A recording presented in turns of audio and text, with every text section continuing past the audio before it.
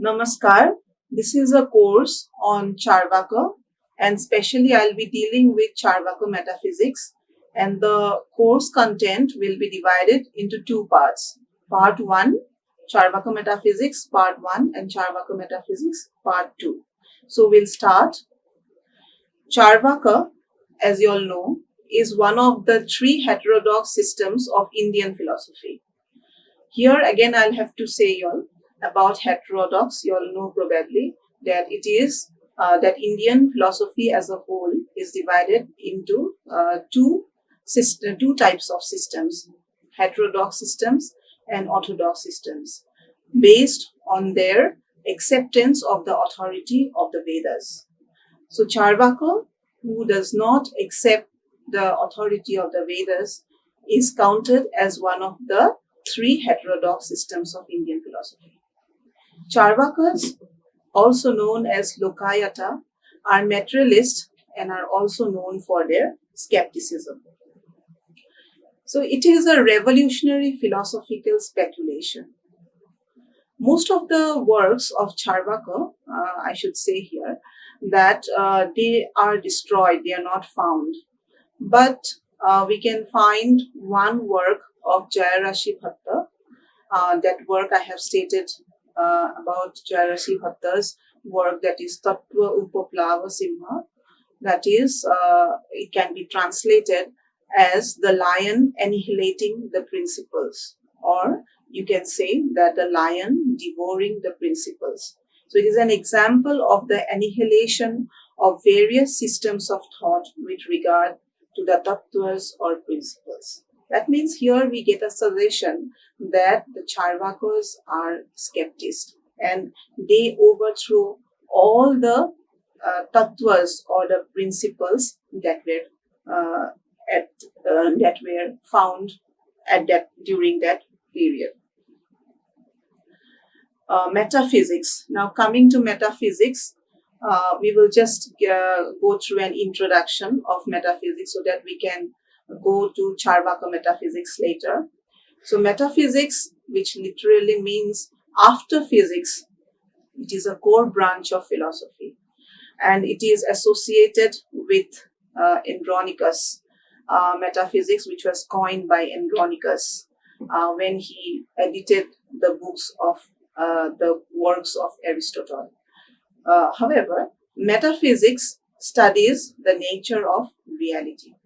It surrounds around the question whether reality is material or spiritual. So here we discuss in metaphysics whether reality is matter, whether it is matter or whether it is spirit that we encounter in the day-to-day life, as well as what is beyond us, whether it is material or spiritual. So this inquiry surrounds the question of metaphysics.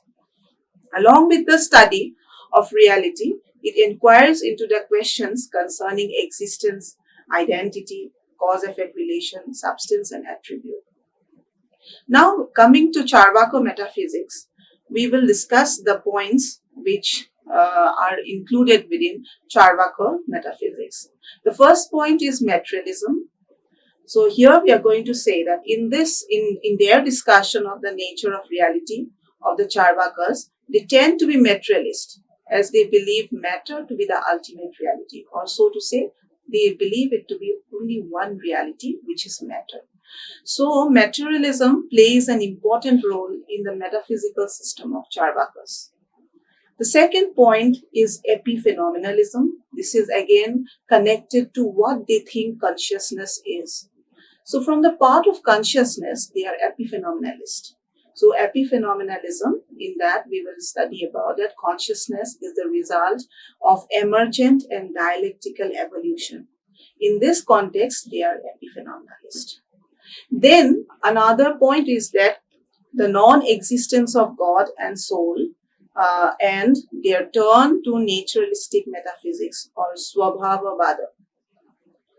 Then the other point is the denial of the law of karma or niyati or fate.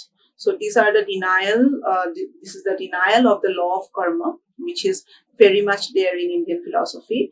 But Carvaka denies that.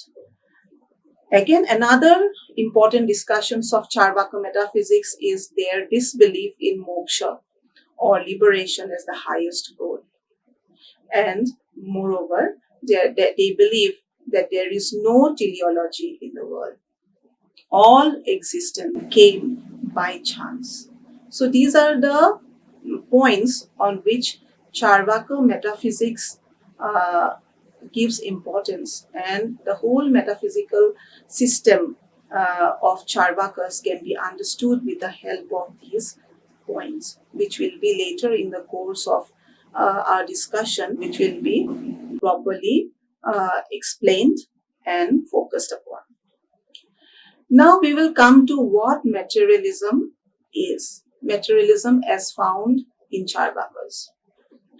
The doctrine of Lokayata has been stated in Prabodha Chandradaya. Prabodha Chandradaya is a play, and there one of the character of the play, he talks about Lokayata.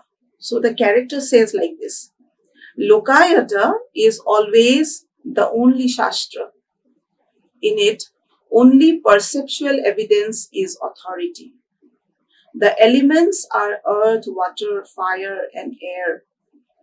Wealth and enjoyment are the objects of human existence. Matter can think. There is no other world. Death is the end of all. So this statement of the character of Prabodha Chandradaya states the meaning of materialism. It is very beautifully explained, where it is said about perception, that perception is the only authority. There's no other way of getting knowledge. Another thing is that the combination of earth, water, fire, air, it forms the world. Okay, another thing they are talking about here, he's talking about here, is about the wealth and enjoyment of the objects of human existence. See, as materialist, the Charvakas, they don't accept anything which cannot be perceived. Okay, for them, even from dharma, artha, kama, moksha, they only talk about artha. Okay, because that is what is worldly, they find something. Okay, so matter can think. For them, matter is the only reality, and mind is also dependent on it. That is why I talked about epiphenomenalism also. Then there is no other world, they said. There is no other world means this world is the only world. So they are not talking about an other world like other metaphysicians. So they are not talking about another world. And this world is the real world for them. And death is the end of all. That means they accept only the body, not the soul. When you are dead, everything is finished. This is what. These are the basic points of materialism, which has been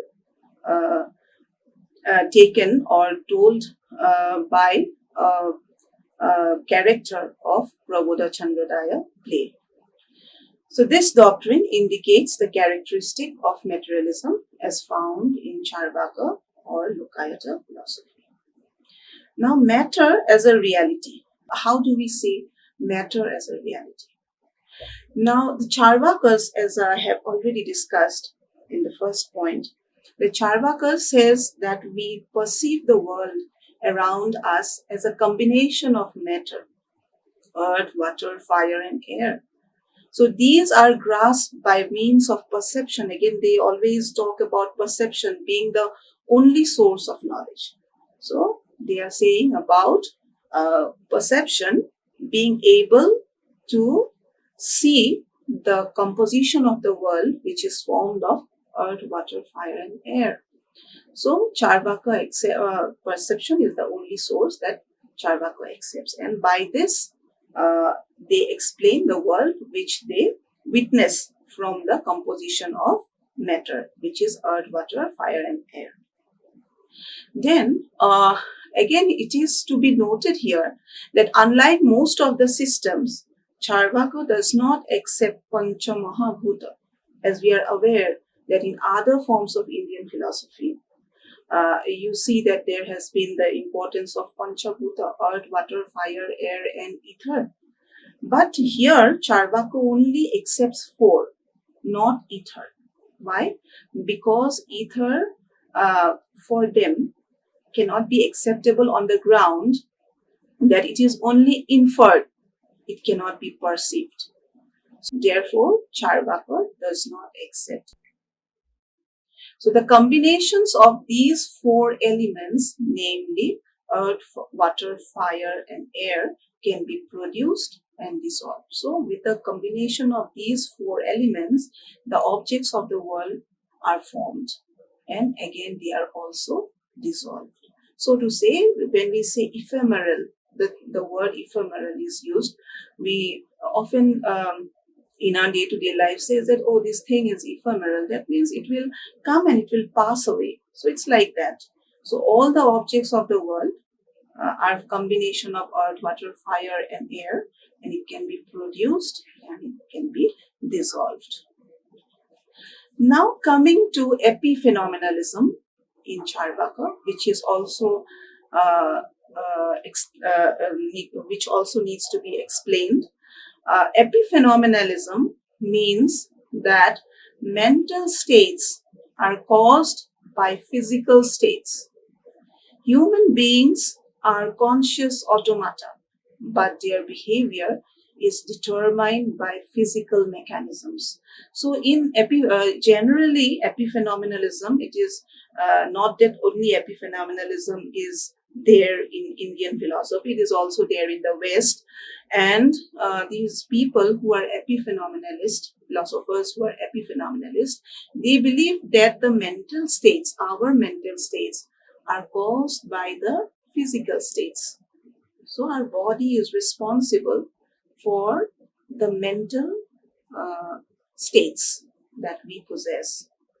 So human beings, they are conscious automata, but their behavior, no doubt they are conscious, but their behavior is determined by the physical mechanisms which are there inside them. So we can also refer to, here in this context, we can also refer to William James and Thomas Huxley, okay, in the Western context. You may also go through that. So in again, to explain epiphenomenalism in Charvaka, we have to say that there is always a statement in the Indian philosophy books that in Charvaka we find that consciousness is a byproduct of matter. That means matter is primary, and then mind is there. So consciousness is produced when the different elements of the body combine together. The disintegration of the body leads to discontinuation of consciousness. So whenever our organs of the body, they combine together, they give rise to consciousness. So consciousness is not something separate, or it is not a kind of entity which is having a kind of primary existence in our body. It is not like that. It is, but in fact, it is something which is formed due to the combination of the other organs of the body and their collaboration. When they collaborate, give rise to consciousness. And the disintegration of the body leads to discontinuation of consciousness. That means whenever our body do not, the organs of the body, they do not cooperate, or they do not, they are not up to the mark. Sometimes we fall ill or something. Sometimes that is why our consciousness is affected. So it means that the body leads to whenever there is disintegration of the body, that means there will be disintegration of consciousness. Why? Because ultimately it is the body which, the combination of the organs of the body, which is responsible for the consciousness. Example to understand epiphenomenalism in Charvaka is, this is very well known. It is very much prevalent in the day-to-day life. We always know, we talk about pan, that is combination of betel leaf, areca nut, and lime. That the combination of these three, betel leaf, areca nut, and lime, it produces the color red, but they are not individually red. Betel leaf is not red. Areca nut is not red. Lime is also not red. But the combination of these colors, these different things, gives rise to the red color. Similarly, the combination of the organs of the body gives rise to the consciousness. Thank you.